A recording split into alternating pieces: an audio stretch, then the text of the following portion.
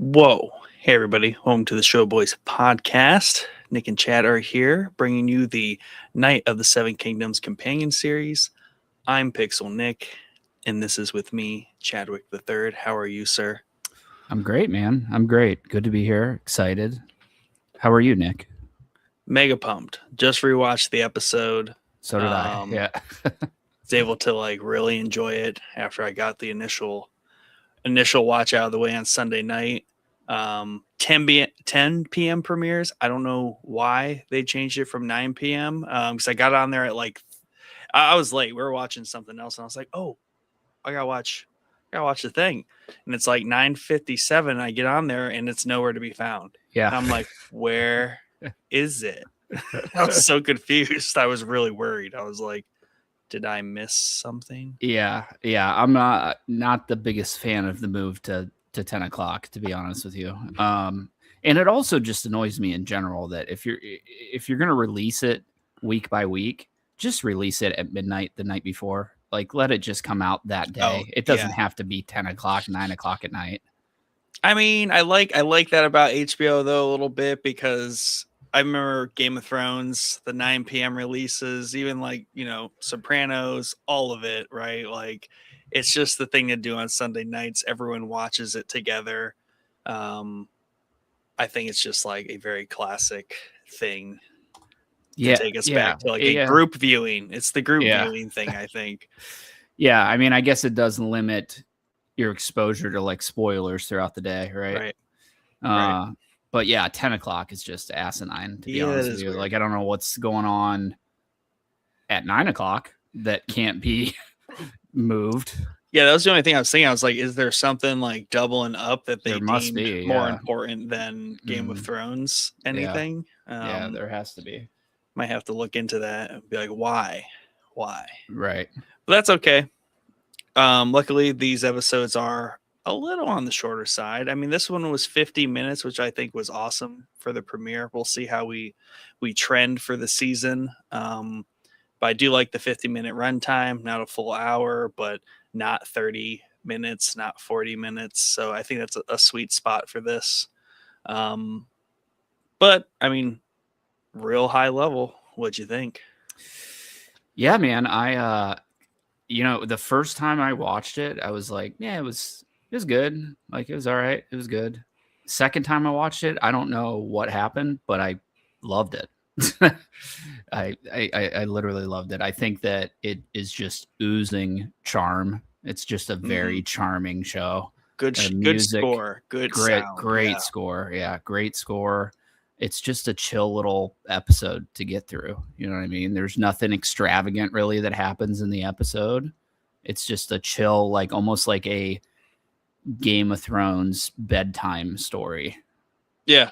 Bedtime story for Game of Thrones. Yeah. With the humor too. It's maybe your more mature bedtime story. Yeah. Our 8-year-olds who we the shitting behind the tree. Probably. Yeah. So that I found. Well, first off, before we get into it, how did you like the episode? I think I'm with you. Definitely watched it the first time. I'm like, okay, yeah, I get it. But then the second time, I really enjoyed it. Just thoroughly more enjoyed it. I totally agree with you there.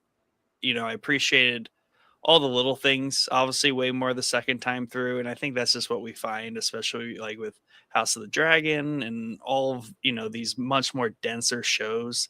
They're just so much better on a rewatch, and then a little bit of a digestion on a podcast. I did enjoy it, and I felt like the pacing was really nice too. The second time I watched it, it felt quicker too. All the things, but I am enjoying it, and I also think, I don't know what it is. And I guess I always have to benchmark against these sorts of shows. It just looks really nice as well. Even in the first scene, I'm just like, dude, I can see all the detail on him on the close-ups, but then the wide shots with the grass in the front and all the detail. I'm like, oh, it just looks beautiful. Versus I don't know, I watch movies and shows and I expect them to look really nice, but either the streaming service doesn't bring it fully to the front I don't know if this is like extra enhanced because it's like fresh and they downgrade it later. I don't know, but I think it looks hyper crisp. Yeah, yeah, I agree with you there. I think that might be a little bit, maybe at least for me, coming off of House of the Dragon, it has that weird vignette over That's right. everything, you Yeah. know? If that's even the right word. I think I used that word right. This doesn't have that. Nope. It's not there at all, which I enjoy because it makes it feel a little more Game of Thrones versus House of the Dragon. It's kind of got that more artsy style to it. You know what I mean? Yeah, and I think it definitely. I mean, this first episode, and I think it's just maybe the also like very local, native, like walking around kind of vibe, but like Yeah. it definitely has um the look of season 1 Game of Thrones or even episode 1. Obviously without like the shock at the end of episode 1, none of that Yeah. here. Yeah. But like just the, I don't know, the way it's framed, um the dimensions of all the scenes, like it all just looks very akin to that. Whereas I think, House of the Dragon is a little bit more grandiose and Yeah. more Yeah. epic, right? And even in this, they kind of downplay the epicness right away, really quickly, which is Yeah. great. Yeah. Yeah. It's yeah, the opening sequence.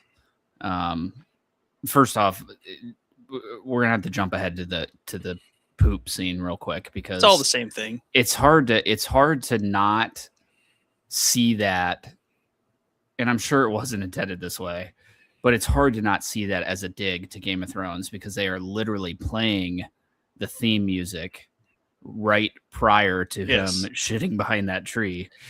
And it like kind of hard cuts to it. Like it starts playing the music. You think we're going to go right into like an intro. And then he just hard cuts to him behind the tree. I was like, man, that first time I was like, it cracked me up. Second time I was like, man, is that a dig? Is that a dig at Game of Thrones? I don't think it's a dig at Game of Thrones. I think it's more like a dig at the trope of like, here's our opener, very somber scene, then a knight on starting his journey, cue the most epic theme music ever, right? The actual Game of Thrones intro, and then like you think they're about to hit the intro scene, and they're like, no, he's got to take a shit behind this tree. So I don't think it was a dig. I think it's just like, I think it's them just like a little bit of subversion there, and just like, that's what Game of Thrones does, and that's what George does. Is he definitely takes an alternate, but maybe more realistic path about things, right? Like people get hurt, people get brutally like just injured, and like nothing's all heroic sunshine and rainbows. Right. And I think that was just like resetting that thing, because I mean, House of the Dragon is very much kind of not like that. Like House of the Dragon is really, really about the Targaryens, who are everything but what Sir Duncan the Tall is here. Right. Yeah. Yep. Yeah. I think that's why and we talked about it a little bit in episode 0, why I'm going to vibe with the show is because we're seeing such a different side of this world. You know what I mean? We catch up with the kind of poorer side of Westeros throughout the show here and there, in Game of Thrones, a little bit in House of the Dragon, but we never had like a dedicated full on storyline of a started from the bottom knight. You know what I mean? Right. And he's from Flea Bottom. Flea Bottom. Yeah. And Flea Bottom boy. I love that. I love the vibe that we start off with here, where he's just broke. He's got like 3 horses, a sword, and a shield. That's it. Yep. A rope literally belt. rope belt, which I thought was hilarious. I mean, he's a level one knight. Level 1 knight. Just started a game. Yep. Yep. He's got some stuff. But it's also funny. I'm reading slowly over the course of like, probably it'll be years by the time I finish the book, because I started reading more in 2025. But like, I don't know why I'm tackling it like this. Like it's like a thematic sets of books. So like I'm reading Dune for like my fiction, and then my nonfiction is Germs, Guns, and Steel, which is a nonfiction kind of take on why Earth evolved the way it did, like why humanity evolved the way it did. Like, why did the Americas not like become like the best empires and come to take over the world, right? Why did Europe play out the way it did? Why is Africa the way it did? So, but there's a chapter in there that's all about like seeds, right? And how seeds got around, like why certain crops are where they are, right? It gets into all that detail of Yeah. like, Yeah. and it's funny because there's a bit in there where it talks about, and I never thought about this, like seeds spread, right? Because people would eat them, they would travel and they would shit them out along common areas, like along these, the paths, right? Yeah. So it's like, Yeah. then I was like, I'm watching this, I'm like, and when I was reading, I was like, dude, like literally, like there were like trees, spots, hubs in like the ancient world where like people just shit. Like that's just They where you just shit. stopped, Yeah. camped, and shit. Yeah. And then things grew there Yeah. and like carried. And I'm just like, dude, that is so bizarre. Like, yeah, that is why, like all these trees that we see, somebody might have shit that tree out at some point. Yeah. And like these days, like, in our more modern lives, we're like, oh, there's a nice tree. I'm gonna go sit under it. Yeah. This completely has ruined that for me. Yeah. I'm like, dude, like who knows shit where and this pissed came on from? this tree? Yeah. Like, so I thought that I really appreciate that, like being thrown in there. I'm like, man, Yeah. too much. Like, makes you rethink the entire world. Yeah. I know. Yeah. Never gonna look at a bush the same way ever again. Exactly. Like, and then, but I think it's funny though, later in the episode when he finds the next tree to go like hang out under next to the hedge, I'm like, bro, like who shit themselves under that tree? Yeah, I mean, I love it. So when I initially, I'll be honest with you, I could not stand Dunk's accent. Thought it was weird at first as well. I thought it was weird. But after a second rewatch, that kind of just disappeared for me. I swear it gets lighter as the show gets on. Like the first time you hear it, and especially in the like chamber room for the head of the games, like I'm just like, whoa, it's thick. And then it gets better I don't know what happened. Yeah, well, I always wondered about that because like that the first scene of this seems like we're gonna film a scene for a pilot, see if it gets picked up vibe. You know what I mean? Like that's the vibe it has. It feels so different from the rest of the episode. And a lot of shows do that.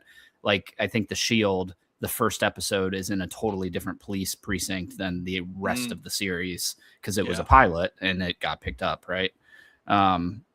So I thought maybe it was just like him working his accent out. If you notice, you watch The Sopranos.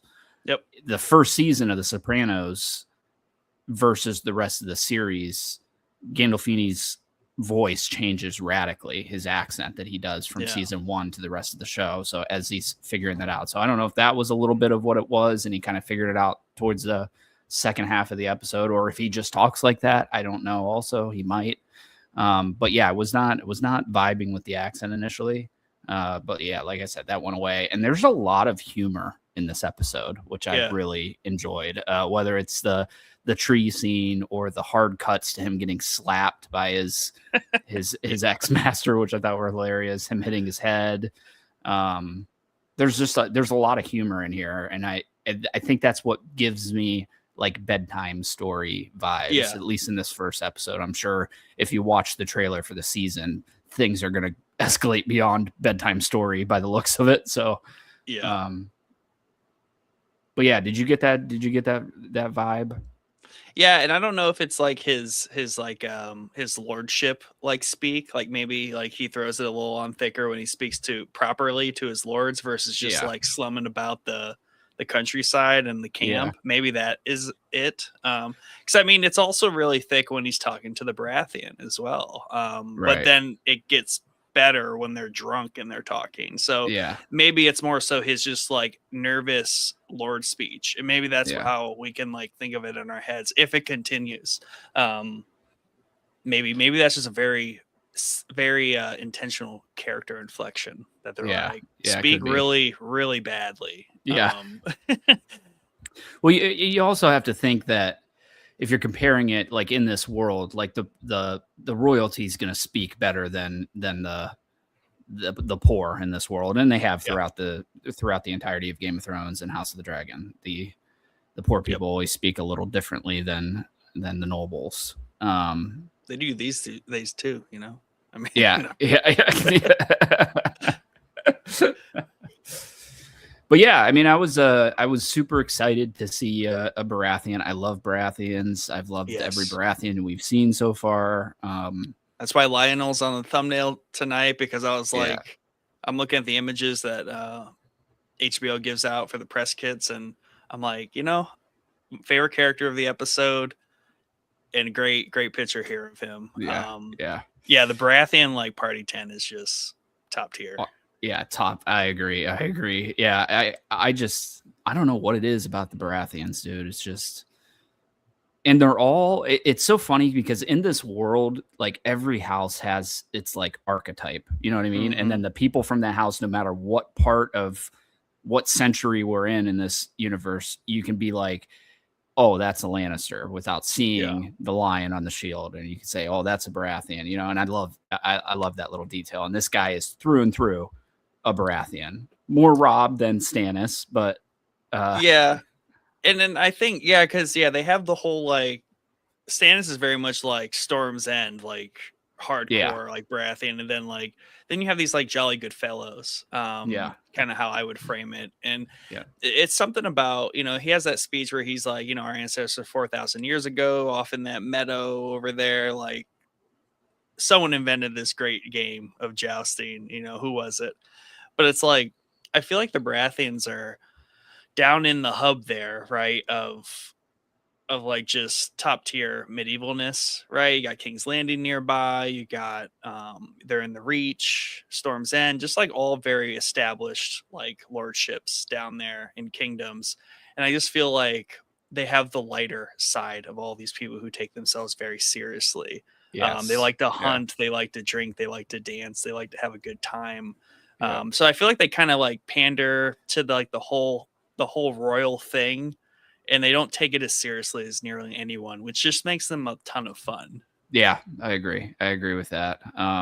Even the ones that we've seen, Stannis was like a obscure Baratheon. You know what I mean? He was like the military leader. Like he didn't even feel like he fit. He fit more with the Lannisters, really, than the Baratheons that we know from the show, at least. But Robert was just a drunk. You know what I mean? He won his war, he won his throne, and then he just hoard around and drank the entire time. So shoot, yeah. And this guy's definitely got his vibe. And there's the scene at the end where he's like, he asks him, what should I do? And he's like, I don't really know. I'm already pretty drunk. I was like, that's hilarious. He's like, I don't know. Yeah. I'm really drunk. He lets him wear his like crown thing, like his antler crown. Like it's just a good time. I'm hoping that relationship pays off in episode 2, which my assumption is it's going to, because he couldn't get it from douchebag. Yeah. So, and I was trying to like sneak out like a couple of like, there's a couple houses that I don't think we've ever heard of in this. In terms of like shows, there are definitely some houses that are older, right? So I think we're kind of in the intersection of like not in Game of Thrones and then ones that are in Game of Thrones. It's in my notes here for a little later, but the one that's reborn in Game of Thrones, Dondarrion, his house, Dondarrion, they're in here. The one that they go like that challenges him, that one is like an older house that is not in Game of Thrones. At first I thought they were like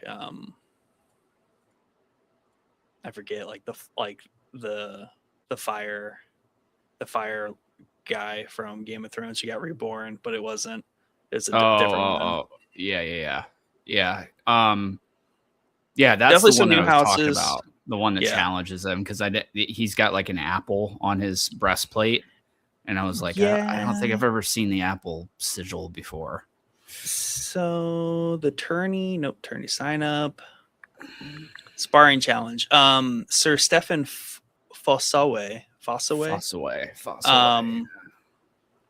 Yeah, this basically just says red apple, gold on gold, cider hall in the Reach, first men descendants of Garth Greenhand, Age of Heroes.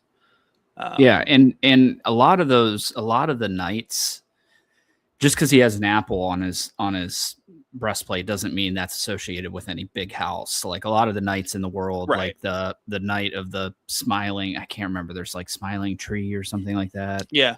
I mean, they all even have Dunk, different like characters, right? Yeah, and even Dunk eventually gets his, right? Yeah. He'll get his later, and he doesn't aspire from any family Right. tree or anything like that.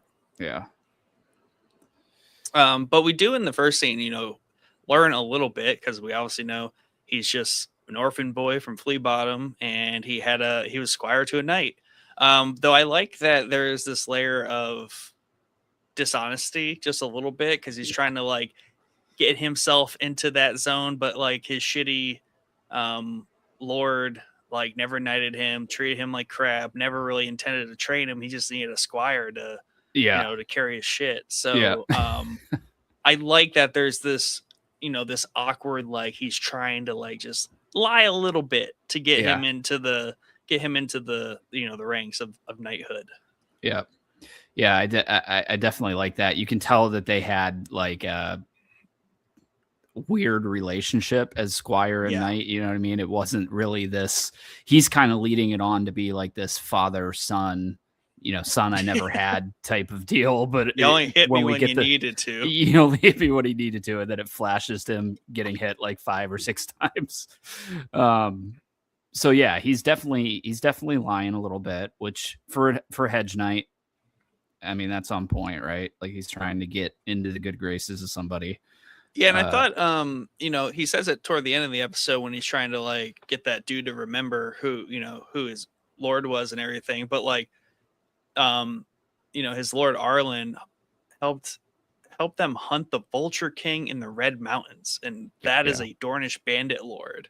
So like I thought that was all new to me. I'm like, that just sounds cool. Whoever the Vulture King is in the Red Mountains. I've never. I don't know that we've ever heard of the Red Mountains, right? No, I'm like all those words are new to me. I love I love that. I hope we get maybe like a flashback at who this guy is, because like who was the guy in House of the Dragon they were hunting? Crab feeder. Was it Crab Feeder? Yeah, I think it was Crab Feeder. Yeah. They just have cool names. Like his design was really cool. This guy sounds like it'd be really cool design too. But yeah, I always enjoy those little snippets of story, because that's really like what I latched onto a lot through Game of Thrones, are these little stories that we just hear about, whether it's big stories we just hear about Robert and Rhaegar fighting at the Trident, right? That circles around in my brain anytime that I get back into Game of Thrones, where I'm like, dude, I just want to watch that fight so bad, Yeah. And it helps that these places have cool names, even if they're not particularly anything special, but like the Trident, like that just sounds the Trident. Cool. The Vulture King, like I think it's just that type of storytelling where people know how to write and add the right flair to everything, right? Because honestly, you could tell these stories and not reference a million things that you're never going to really talk about, but you're going to give them just enough detail and like consideration to make it sound really cool for later. Yep. Yeah. And I think that's what really kind of separates like people that set out to write just like books and novels and stories versus these people that have these whole worlds just like swirling in their brains. Yeah. Which is why I mean, it's wild. And there's only really a couple of people like that. You know what I mean? There's only George. There's only J.R.R. Tolkien, George. Martin. Lucas, maybe. No, for sure. Lucas. Rowling. For Harry Potter. There's a handful of them. And then the rest are just like one-off stories that don't really have this deep lore and world building behind it. Like that people go to great lengths to build their world when they're writing about wars that happened 100 years ago and everything that happened in those wars and who all the people were in those wars. If I wrote a book, I would never think about something like that. You know what I mean? I just don't have that kind of brain. I would never think like, oh, let's talk about this war that happened 50 years ago and how it panned out. So it's definitely a special mind that's able to pull all that stuff together. Yeah, and then the other thing I like that Dunk does here in this episode, and I hope it continues, but maybe it'll like teeter off now, that he ends up with Egg. But and I don't know if this is like a trope. I really just associate it with whatever the dude from Frozen is who talks to his reindeer. But like he talks to the horses, right? And in even the first scene, he's there like pondering what he should now do, right? He can go join the Gold Cloaks. And he's like, there is the tourney in Ashford going on. So it's like he talks to his horses as his like confidant. And I just think that's just like a great little detail because it also adds to like his social awkwardness and like his best friend is literally the horse. That's all he's got. Yeah, I love it. And it's funny too because the horse in one of those scenes is actually like making audible sound out of his mouth, which is hilarious. But yeah, it's got that like wandering swordsman vibe, and I love anything that's wandering swordsman, you know what I mean? Where it's just like he's gonna flip a stick up in the air and whichever direction it lands, that's the direction he's gonna go and see what he gets into. I love that stuff. And that's definitely what we've set up here, right? That's what he's talking about in that scene. Like we could go this way, we could go that way. Let's go to the tourney. Maybe the tourney's a better idea. And tourney's definitely the gamble, that's kind of the all in because he's on the hook to lose everything if he doesn't win and he has to ransom it back. But he's like, it's kind of all or nothing at this point. Yeah. And I always assumed that these tournaments were like anybody could roll up and challenge and be in the tournament, but it does not, at least in this world. I don't know how it happened in real life, but at least in this world, it doesn't seem that way. It seems like, I don't know if it's because this is like a noble tournament, like there's going to be a lot of people. There's different types, there's obviously different types of tournaments and tournaments for different reasons, but like for whatever reason, this one, the one dude said, he's like, there's princes about, like, it's a tournament, but they've kind of told me to like keep the roster like official slim, because he was kind of alluding to the fact that it'd be kind of ridiculous if some farmer was jousting with the Baratheon, and like the chance that the nobody wins against one of these lords, like it's not a good look probably on him as the tournament organizer who's not supposed to let that happen, not good look on the lord. So it is kind of like definitely a gated opportunity advertised to all, but it's like, but not really. But it's cool because Dunk is definitely, that's the vibe he's going for. Like he's going to go, I'm going to go whoop a noble and hopefully they pick me up as a knight for whatever army. Right. So, so it's cool where he's bouncing back and forth between this, what they call this dude that he's talking to, the game master or I think the game master, something like that. He's hilarious. That guy is funny. That guy is real funny. Up, man. Dude, I was like, what? Dude. And he does it twice too. Like just mid sentence, he's like, and this scene is, at least for me, was the point where I saw how tall this guy is because they do that kind of like pan out shot where he's sitting at the desk and you see just how obnoxiously, even though he hits his head walking into the room, like you see how tall this guy is. And it goes with the name Duncan the Tall, right? So he was bound to be tall, but he is real tall. Especially for like a time back then where I don't think people were as tall as they are today, right? Well, that's why the one guy was like, I thought it was hilarious that they call him a half man. He's like, do I look like a half man? He's like, yeah, half man, half giant. Like that, not half. It's tall. You're just half man on the other direction. But his name is Plumber. The master of games. Master of games, And he's got that joke about where he's telling like they're going to torture him if he's dishonest about his knighthood, but then he just like, I'm kidding. He's like, this is the Reach, not the Riverlands.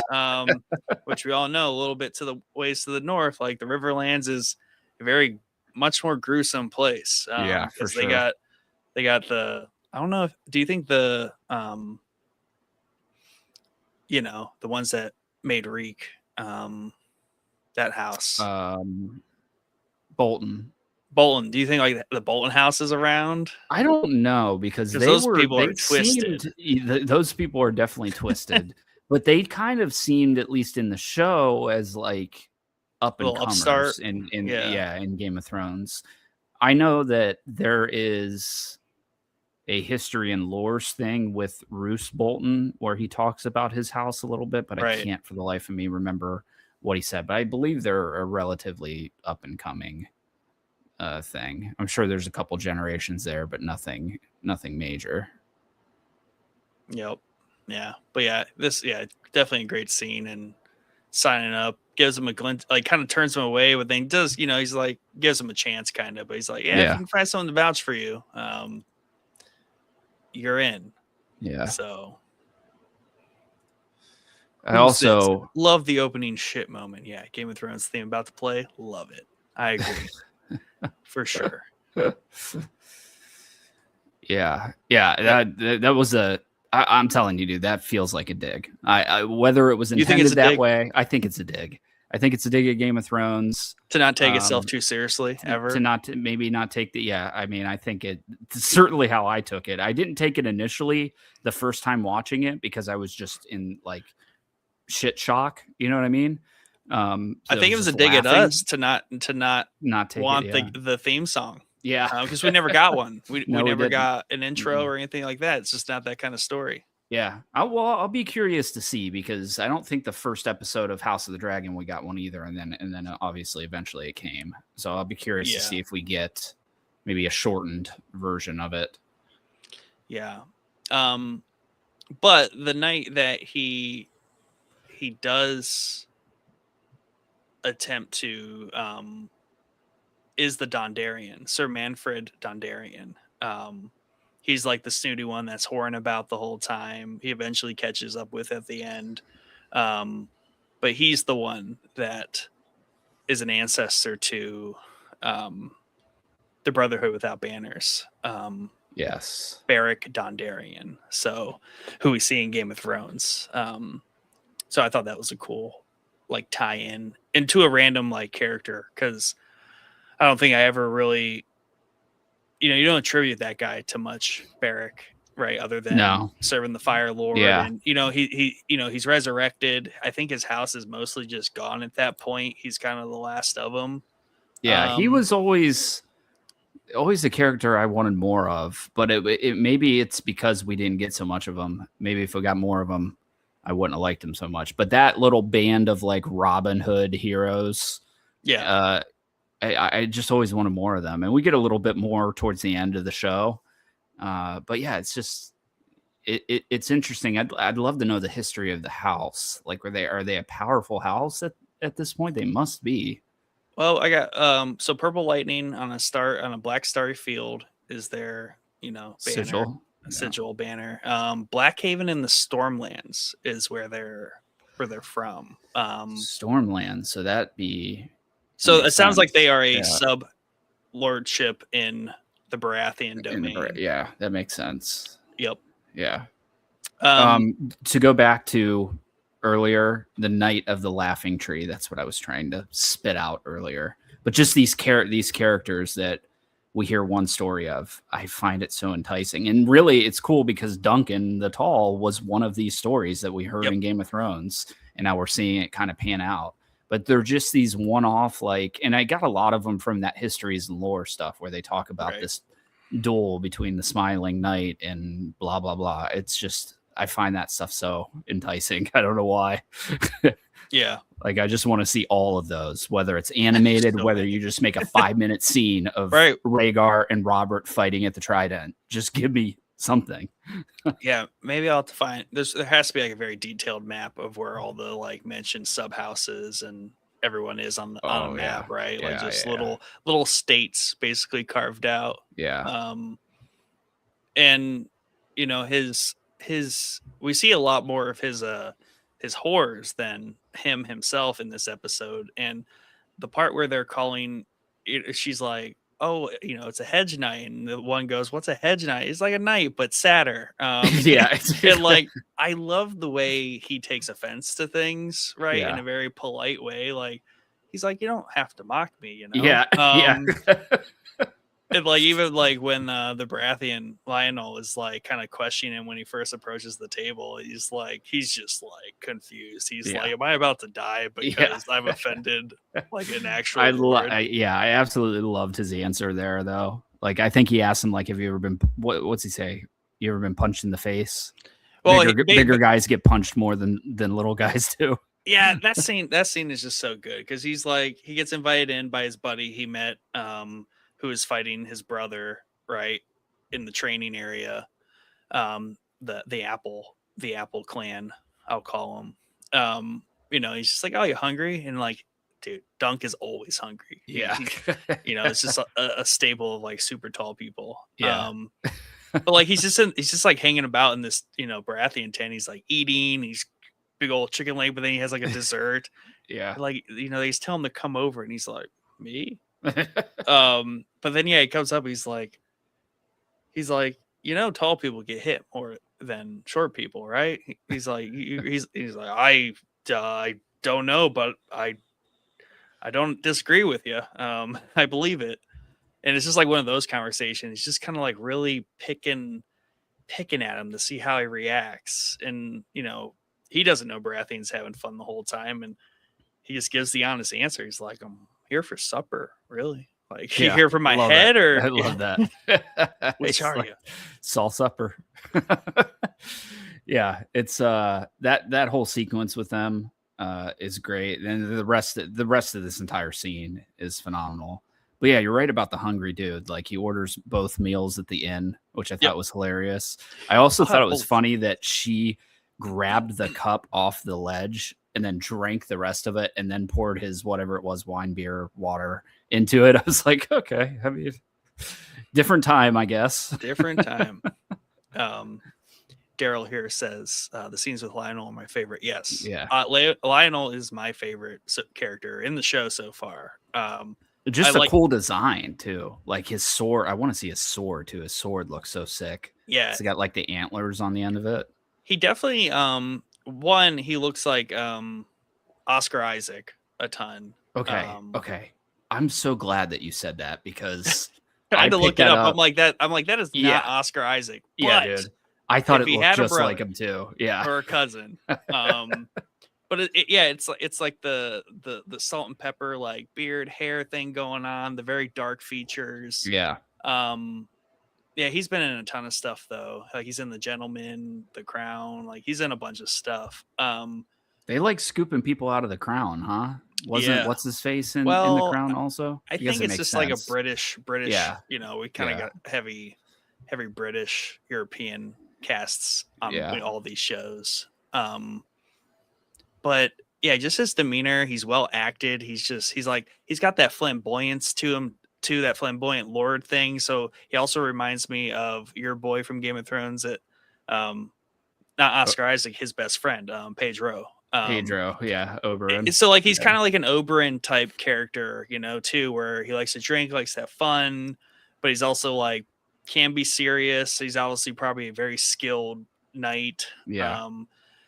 His overall aesthetic is just great. Yeah. And the fact that he's a Baratheon, I think, is just such a cool like pickup. Like it's just familiar, it's fun, opposed to like House of the Dragon. We kind of just got like a heavy dash, like our pick out of House of the Dragon is obviously like, ooh, Lannisters are everywhere. Being Lannisters, where they're less fun still because they're kind of like douchebags most of the time. Baratheons are just a ton of fun, and we can always use more Baratheons. Yeah, I agree, and it's a quite a contrast to the Baratheon we see in House of the Dragon at Storm's End, where he's more of the Stannis, like serious Baratheon. You know what I mean? But yeah, this kind of vibe. I hope we get more of this guy because he's just a fun character, man.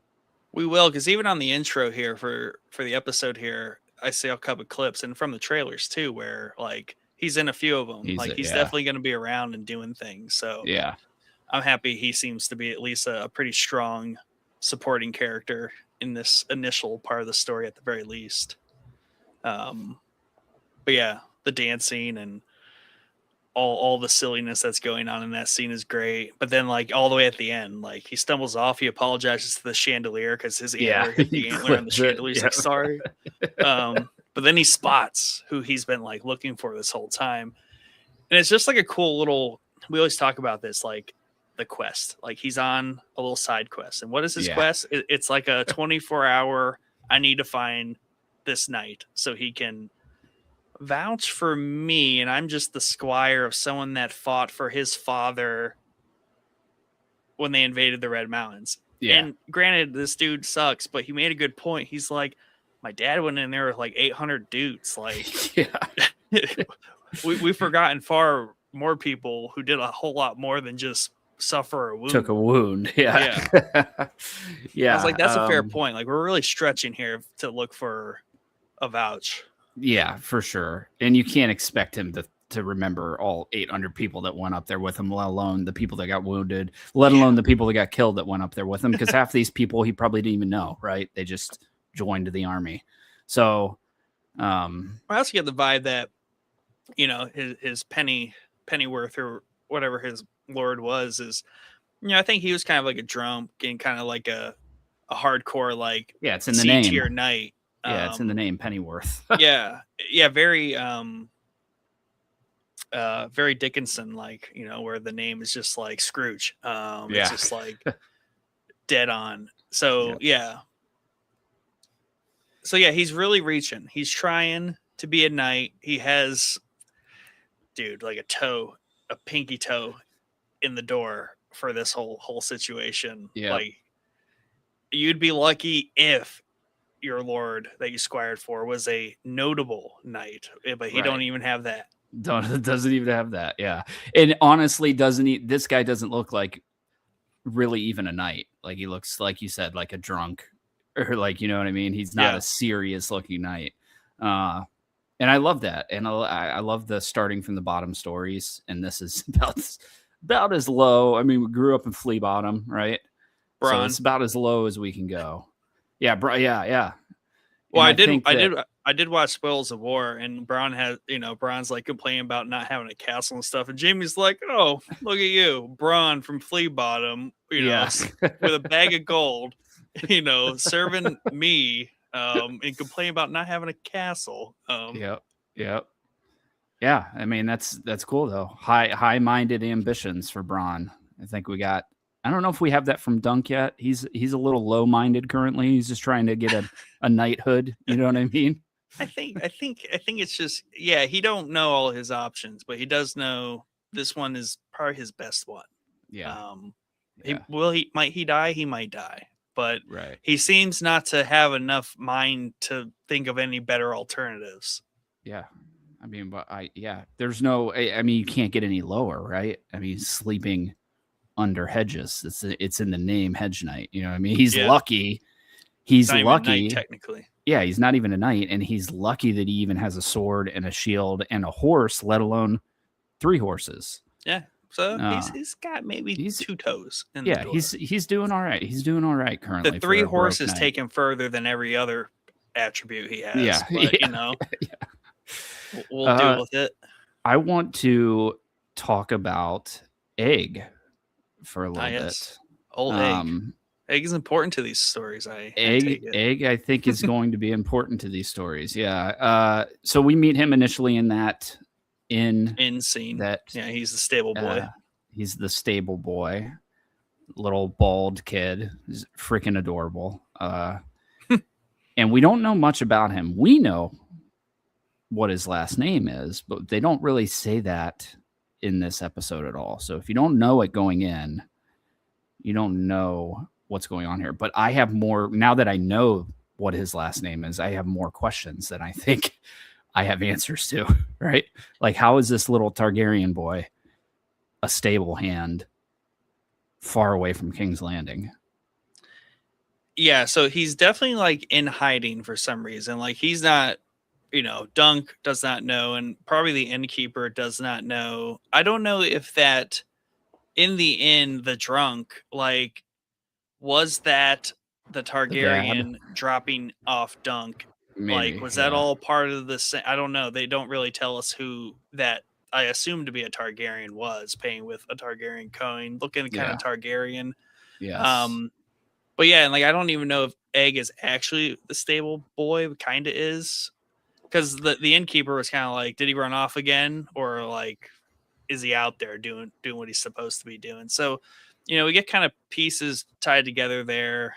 Um, so like he has the bald head to hide his identity, right? Because Right. otherwise he'd have the screaming blonde hair. Yep. Um, and that's really kind of like That's it. it that we Yeah. know about him. Like Dunk Yeah. knows far less than we do. We know he's a Targaryen. He is. He is. I read it somewhere. He is the grandfather to the Mad King. The grandfather to the Mad King. Interesting. Okay. Yeah. Makes sense. But why he's in hiding and what happens in this story, we don't know. Obviously, people do because they read the books, but I like not Yeah. knowing, and I'll find out. But I Yeah. do know that much. I was kind of bummed that was spoiled for me, but I also get it because like that all comes together pretty quickly. Because also his name's Egg, Yeah. Yeah. and he's a blonde. He's Right. bald, but like you can see it. You can see. Yeah. Yeah. Definitely. Yeah. I think. Yeah. I'd be curious to see because we know his mom's dead. He says that his mom is dead. Yep. So yeah, I'd be curious to see why he's in hiding with Targaryens in power. I don't know if there's a civil war thing brewing here or Good what's going point. on. Good point, because if his mom's dead, it could have been from a Targaryen infighting, right? And Yeah. he is the rightful heir, right? And he's probably in hiding for that reason. And eventually he does become king. Yeah. And I believe his name is actually Aegon, the Yeah. It AE is. version, right? So that's why Yep. his name being Egg is Yep. always funny. So yeah, I mean, I feel like that's a good bet for we don't actually know everyone. Yeah. We're just taking an actual guess here, and Yeah. that seems to pan guess. out. If his mother's dead and Yeah. he's in hiding, it sounds like he's hiding from his own family. Yeah. Definitely. But I didn't know if that was supposed to be his dad that was with him, the drunk in the bar, because he doesn't say anything about his dad. He just says Seems more that like his a mom's shitty dead. cousin. Seems like a shitty cousin or like somebody that transported him. Yeah. Down there for whatever reason. Well, that would make sense because she's even like, don't mind, the drunk, right? Pay no mind. So like he might literally be staying there too. Like these might be literally two Targaryens in hiding. Yeah, definitely. And that's here. I like this a lot because that adds what made Game of Thrones so compelling is the air of mystery around a lot of the stuff that was going on, and that adds that layer of mystery to the show. Where we're just taking shots in the dark. Like we might be right. We're guessing. We might be totally off. People that have read the books or read the story know probably what everything is, but we didn't do that because we wanted to go in fresh, right? Yep. I mean, it explains also why Egg's just like anxious to get out of there. Like he probably doesn't want to hunker down and lie low in this shitty inn. Yeah. Whoever his relative is there.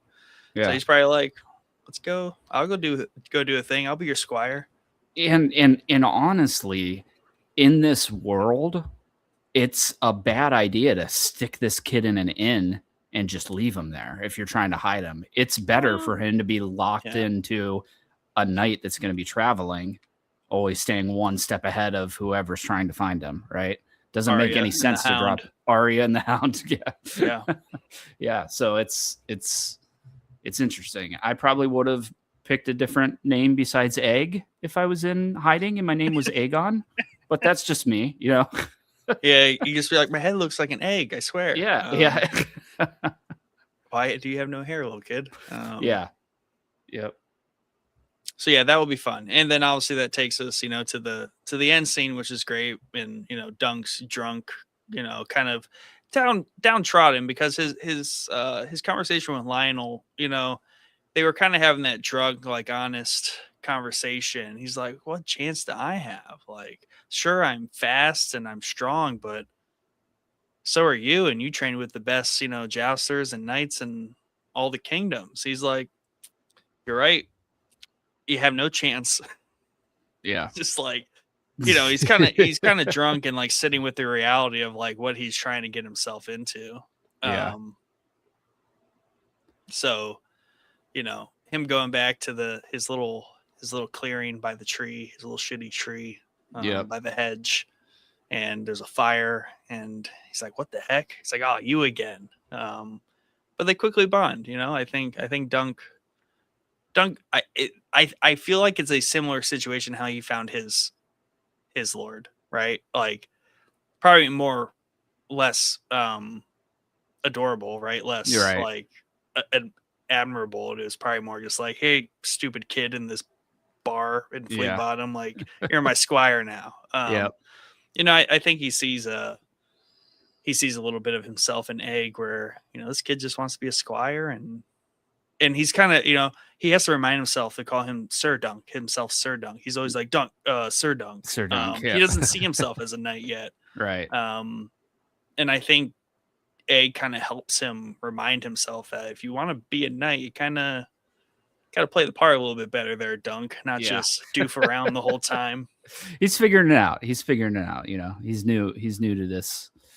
Daryl says Dunk got dunked on this whole episode. I agree. He did. This is nothing but a shit on Dunk episode. Poor guy. If he was born like thousands of years later, nobody would ever dunk on Dunk. Yeah, he'd be playing in the NBA right now. That's right. Yeah, I love the way this episode ends. The Hedge Knight vibe for sure, as they're sleeping under the hedges, looking up at the stars. They see the shooting star. I think Egg says something about shooting stars lucky for those who see it, and talks about how all the other knights are sleeping cozy in their tents, looking up at fabric while they're looking up at the stars. And Dunk kind of blows him off, and then Egg tells him to like go to sleep. He rolls over, and then Dunk's like, "So is that luck just for us?" Yeah. And he gives the little smile. I think Dunk's adorable. I'm really excited. Both. Or I'm sorry. Did I say Dunk? I meant Egg. Yeah. Really, they're both adorable, but I mean Egg. Yeah. I don't know, dude. I love the setup. I think we got something going here. It's just a comfort. It's like comfort food. Yeah. And some Easter eggs here that are just not horrible. They're not really spoilers, but like Shooting Star, this conversation, his sigil will be an elm tree and a star. And Brienne of Tarth is a descendant of Dunk, which makes sense. Oh, that does make sense. Yeah. Interesting. Okay. Yeah. It makes a lot of sense. Yeah. Yeah. That makes a lot of sense. Daryl here says the EP was 42 minutes and the rest of the EPs won't hit 40. I guess, I think it's total 50, but yeah, if you trim off the credits at the end, it is then a little bit under. Yeah. I mean, that bums me out to a point, you know what I mean? But yeah, we're going to be like in the high 30s. Yeah, high 30s. Like that's really short for a episode, I think, But I think I saw somewhere, I'd have to like back it up, but like this is already like a good half of the first book in this episode, right? So my thought is like they've packed in a lot of just like, the beginning of the book in this first episode, and then we're kind of going to spend more time in the guts of these other characters, the tournament, and like episode to episode, even day to day, right? Yeah. I think that's how they're going to justify like the shorter episode lengths, more episodic, maybe even like cliffhangers, like mid-tourney, who knows? But like I just read that and I was like, well, if they are already that much further through the book, you know what I mean? Yeah. Like these aren't big books to begin with, so it makes sense. Like especially if they're doing a season for each book, which I think is nice, because we always talk about this. It's like, do you stretch a season over multiple, or stretch a book over multiple seasons? Do you keep it like one book per season? House of Yeah. the Dragon's tricky because like it's just like a history of, and they're Right. kind of like trying to break it up into the arcs.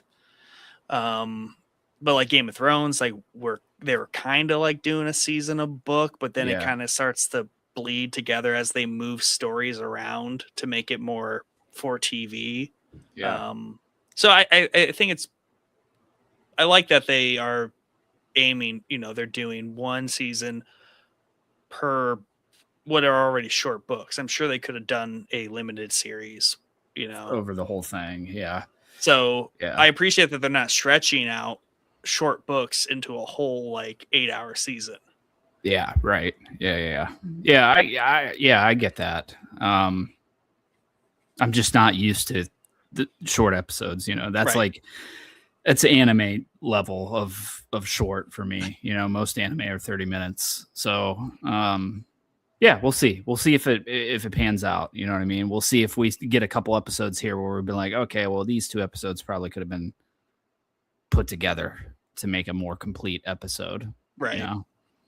Yeah, we'll yell at them as we Yeah. get going through here because we're probably gonna have like, especially once we get kind of like into the action like bits of it, like I feel like the episodes might fly by. Where, Yeah. like literally it's an Yeah. episode where it's a handful of joust rounds and that's it. That's it. Yeah. And I'm actually really afraid of like a cliffhanger.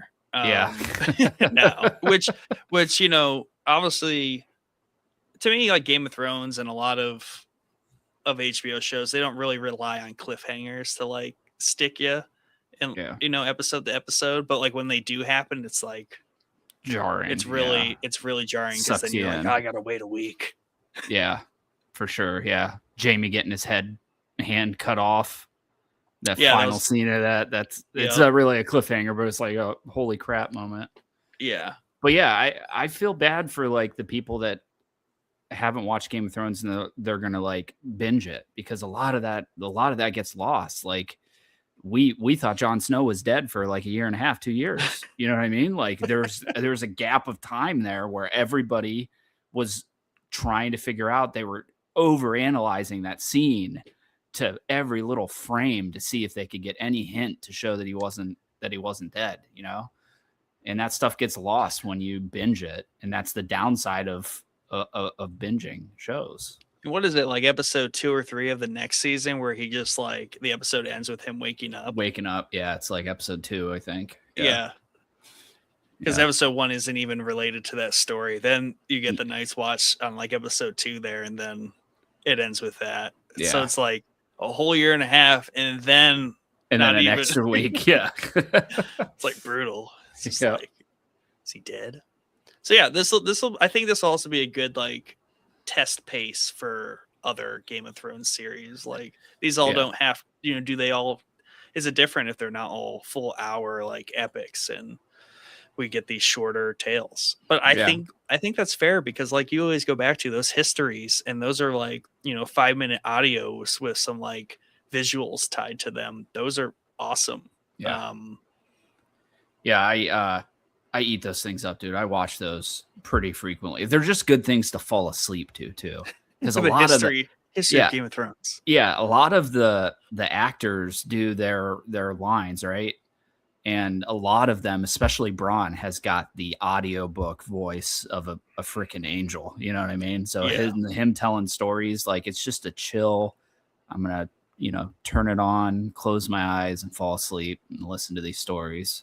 But even like you said, like I remember the Bolton one. Like it's just the random short ones they do, and like when the Bolton guy is like talking, like that dude's so like harsh and like grimy, but he's like talking to you about the House Bolton. Yeah.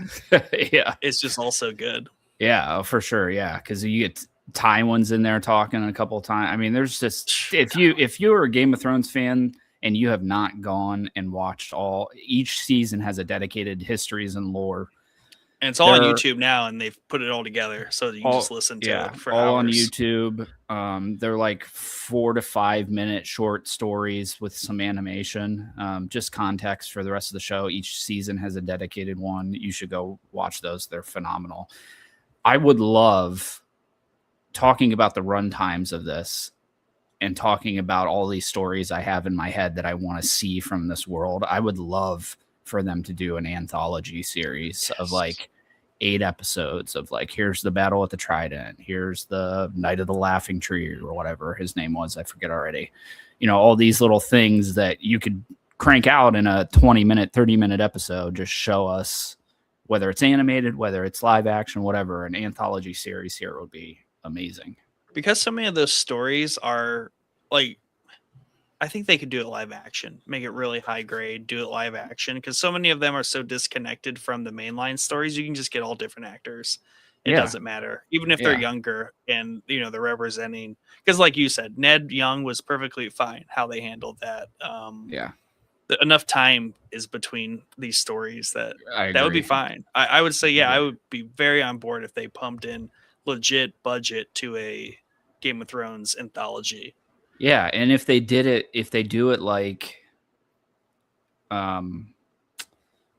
what's that, Secret Level and Star Wars Visions, where each episode is done by somebody totally different, and they just, here's you do the Trident, you do the Laughing Tree, you do whatever else we want to do, and we'll put it all together into a series. And the cute thing about those, Black Mirror is a prime example too. Black Mirror is a good example. The thing about like the animated ones is that the cool thing about those is like different studios and different art styles. But different directors and different like just crews would be cool. Even if it took them like, I just don't know how you would organize something like that. Like, would you film that all at once? Would you just like send out like basically episodes to like a bunch of different people and be like, figure it out? I think that's how Black Mirror probably does. Yeah, that's how probably Black Mirror does it.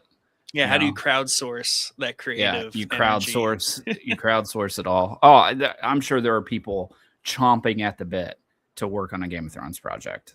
I guarantee it. You know, because good way to find people to make more Game of Thrones stuff. Yeah, for sure. Yeah, crank out these little pilot episodes, and we'll see if we'll pick you up. That's how you sell it.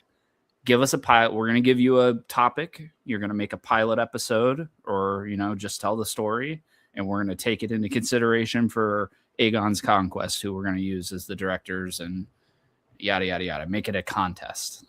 Here you go, HBO. I gave you the script. There's a reality show that goes with it, and it's like the making of each episode. Yeah. Now they get voted off at the end. Yeah, it's like the setup is there's an episode of like the making of, then you get to see the episode, and by the end of it, like they announce the winner for the next series. Yeah. Gamify the whole thing. That'd be huge. There's the idea. For the night. Alrighty. Any other trailing thoughts? I don't think so. Again, it looks gorgeous. Like, I don't know why. I don't know what it is. Why can't all of the things I watch look this good? Like that? Yeah. It's just something about the aesthetic, the wide angle shots, but like they can bring it in. I just feel like some shows really struggle with that. They're either way too dialed in, they're way too broad, and they can't balance the two, and one looks great, not the other. I don't know, but like there's just something very natural about this show, which is very reminiscent of season 1 of Game of Thrones. Yep. So I'm glad they nailed that down. For sure.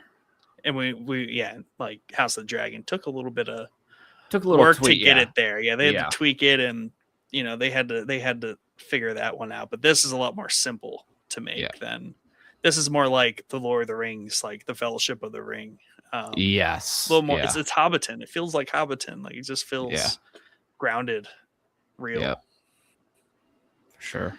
Cool. Well, we'll be back next week for episode 2. I'm excited for it, but I'm also like still in the shock of short episodes, I think. Yeah. We'll see how it pans out. We'll see. Good luck to us all. Yep. Good luck to us all, and suppose good night.